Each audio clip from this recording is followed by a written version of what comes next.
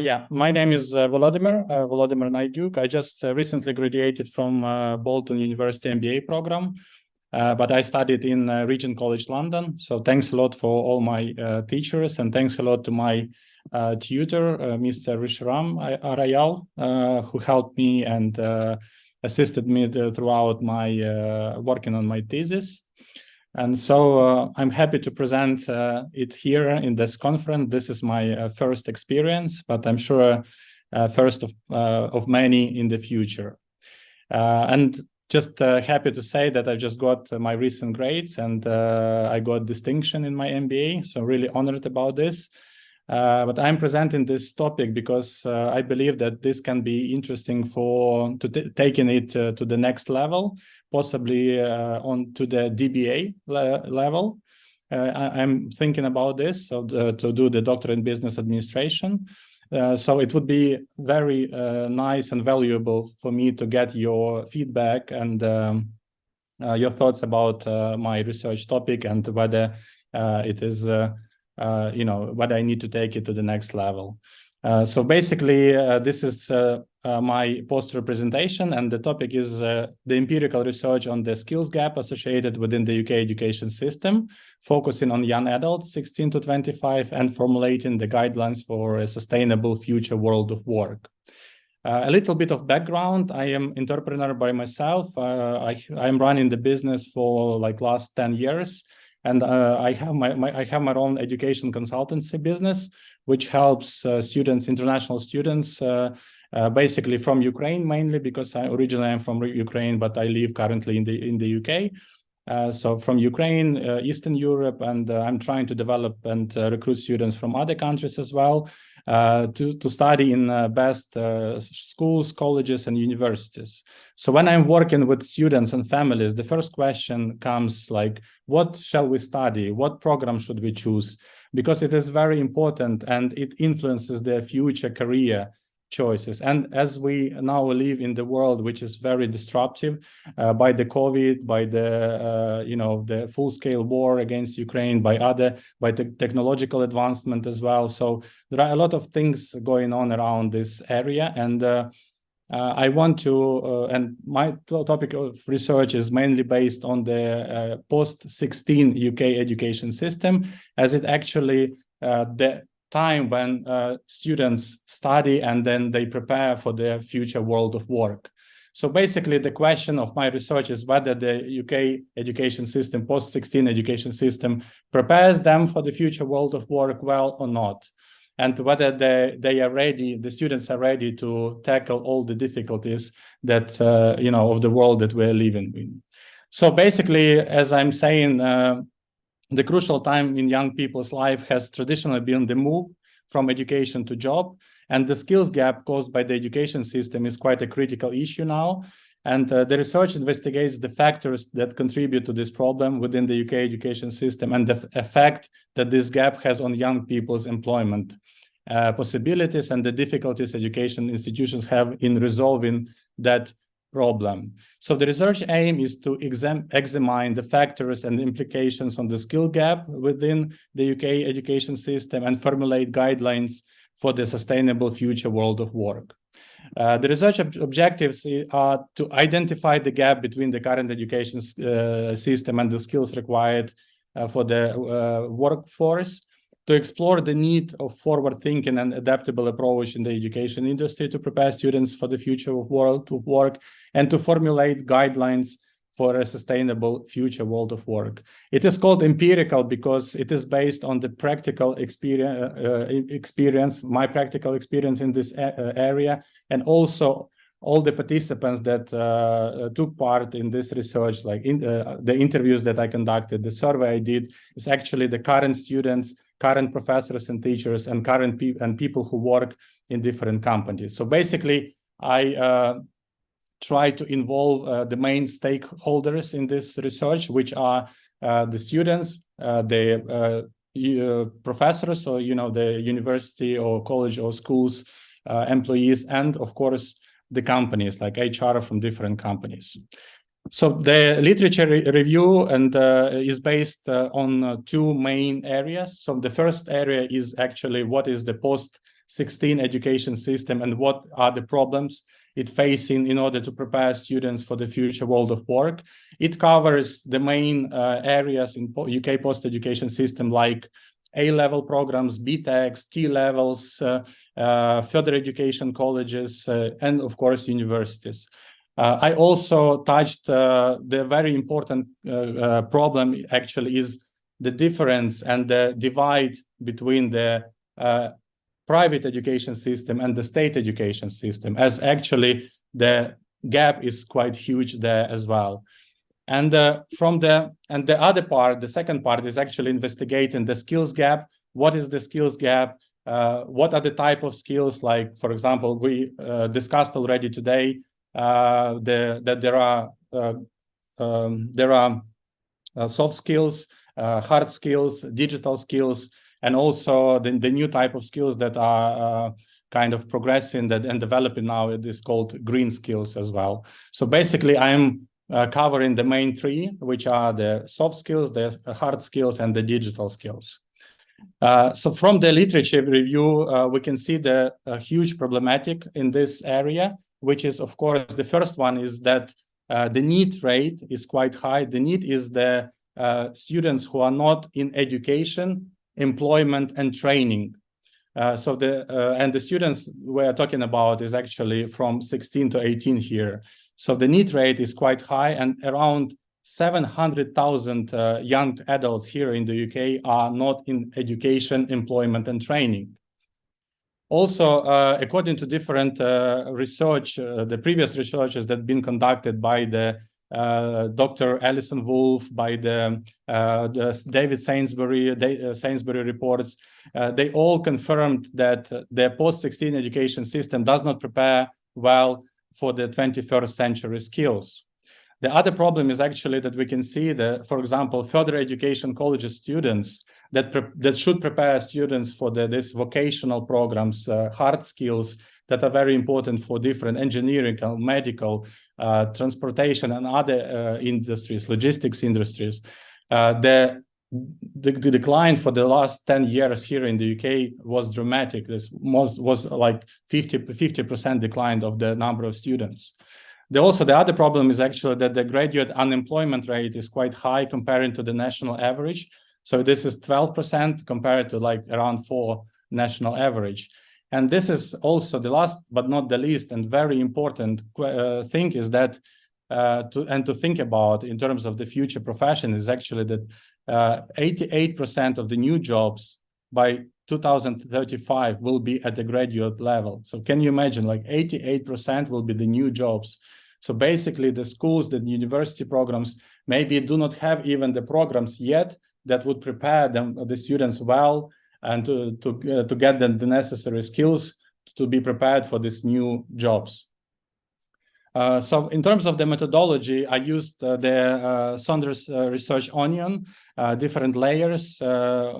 This is, first of all, the mixed method data collection, which is deductive and inductive approach. I used the philosophical stance, which is interpretivism and positivism. So the research is based, as I mentioned already before, on survey of the main stakeholders, who are the educators, the employers, the companies, and the students. And I also had the interview. I interviewed like around, at that time it was 12, but actually I have even more, so around 20 people from also different stakeholders to get the overall picture. And of course, the data analysis. The time horizon is cross-sectional, and the techniques and procedures is, as I mentioned, survey questionnaire, face-to-face interviews, and data analysis. Some of the information, I'm sorry I couldn't cover everything, but yeah, some of the information from my data analysis and interviews here. So for example, as we can see, the interviews and the survey confirmed that the topic is quite relevant and there is a gap and problematic here. For example, out of 5, the current education system addresses future workplace needs. So only like 2.5 out of 5 average score. So which is, we can see that there is an area for improvement. Then the skills gap between what is taught versus what is needed is quite high, 3.5 again out of 5. Up-to-date curriculum versus future workforce.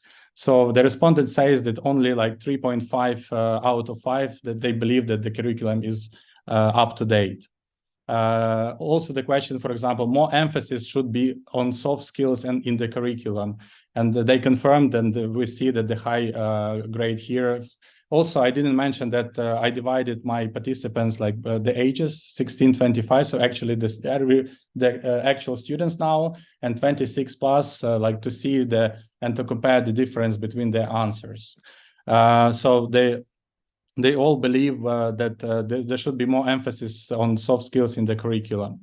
Also, we can see that more resources should go to career guidance. This is even like almost 5 out of 5. And the respondents believe that there are a lack of resources going to the career guidance. Collaboration between institutions and employers, we can see that the grade here is very low. So all the respondents believe that there should be more collaboration between institutions and employers. And also the changes in the education system are needed to prepare for the future workforce. So the respondents confirmed that yes, 4.1 and 4.4, that they believe that the changes are needed to this. I must say that it's not that I painted a bit of like very negative picture, but actually there are a lot of things going on in terms of improving this and tackle these problems. So, for example, the Department of Education is doing a lot of work here as well. And one of the solutions they've taken, this you can see in this graph to the left, where the problematic and literature review, which solutions have been taken. So, for example, RPA, which is a raise of participant age. So, for example, until 2013, I believe that the compulsory education was until the year 16 here in the UK, but then they changed it and now it is until the year of 18. So basically it helped to reduce the level of this NEET rate unemployment. Also in terms of the vocational programs, collaboration with industry, and trying to help to get the necessary skills for the students to be able to work in the future, the Department of Education introduced a new program called T-Levels, which is like technical levels. And actually this program is created within the industry involving more than 250 companies from different industries to co-create the programs together. The Skills Act also is quite a recent improvement, is actually based on the fact that, again, the local colleges and schools work together with the local companies. For example, I live in Warwickshire, which is the area, and there are quite a lot of different companies here. So the colleges and schools, they can approach the companies, and then the Department of Education also try to encourage the companies to co-create different programs together. So it's based on the kind of local areas around the UK. UPS is quite interesting. It's like a department it is called Unit for Future Skills, which is actually working alongside the Department of Education and working in terms of co-creating different initiatives, how to tackle these programs.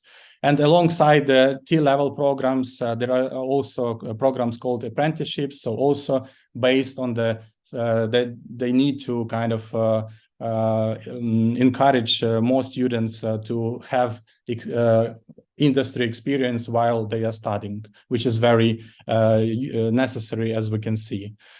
So basically, in terms of my findings and analysis and the solutions to be taken and to be developed, so the first thing is actually the soft skills gap.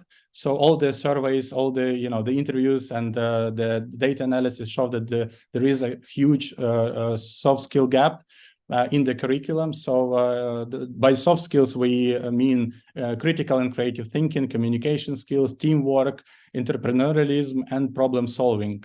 So this soft skills should be embedded in the current curriculum and developed more by all the programs, starting from states, especially by state colleges and schools and further education colleges, because they do not have enough resources to implement this. Because the private education, they have the resources, they focus a lot on the developing the soft skills, but this is only 7% of the whole student population if we are talking about 16 to 18.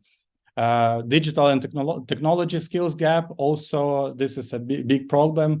And for example, by some studies, like a substantial majority, 82% of job descriptions in the UK explicitly specify the necessity of possessing digital or technology-related skills. This is the research by Department of Digital Culture, Media and Sport. So digital skills are divided into two main areas. This is like basic digital skills and advanced digital skills. So we're not talking about basic digital skills. It is a must now, but also some companies, even if the role is not related to some digital programming or IT, they also ask students to have this even advanced digital skills. So here we mean like digital literacy, AI tools and programs, data analysis, coding, program skills, and software, productivity software tools. And so I already touched base the question about outdated curriculum.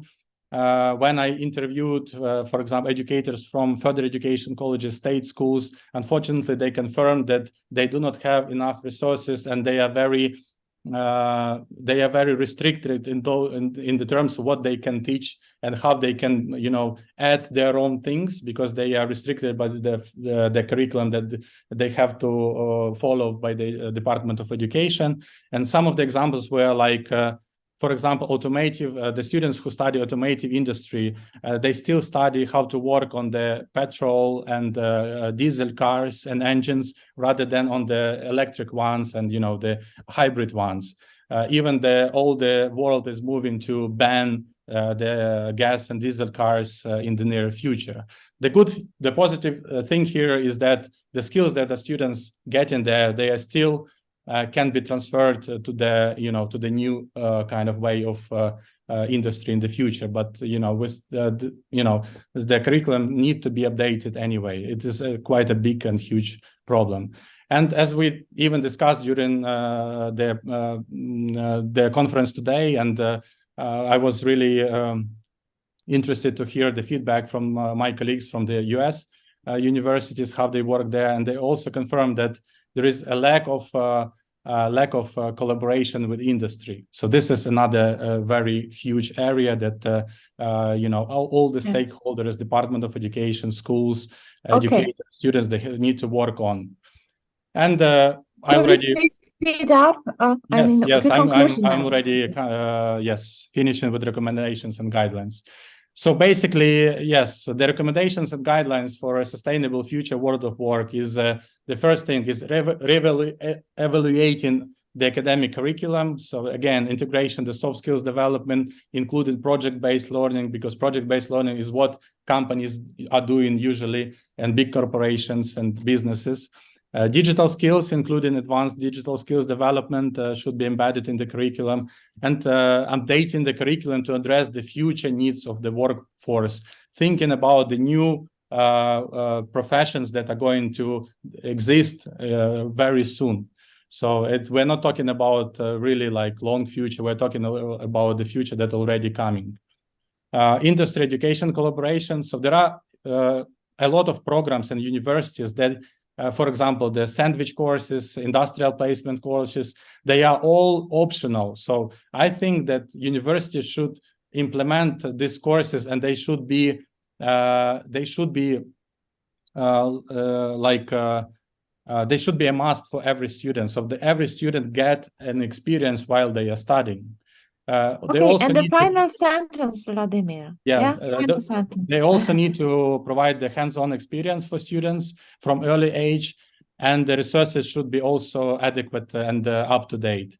So again, the same with the mandatory internships and work placements. And the last one is business education and entrepreneurial education. So developing startup and business mindset to encourage innovation, thinking creatively, learning how to fail, and resilience, and equipping students with the financial management skills, enabling them to navigate personal and professional finances.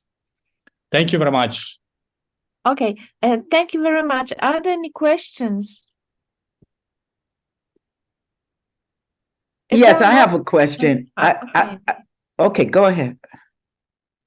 Yeah, General, you can ask a question. Definitely. Okay. I really enjoyed the presentation, and thank you so much for the work that you're doing and the work that you're beginning to do. And I agree with all of your recommendations. My question to you is, if you had to prioritize, because typically we don't have resources to do everything at one time, how would you prioritize what gets done first? What gets done second? Yeah, that's a very good question. Thank you very much.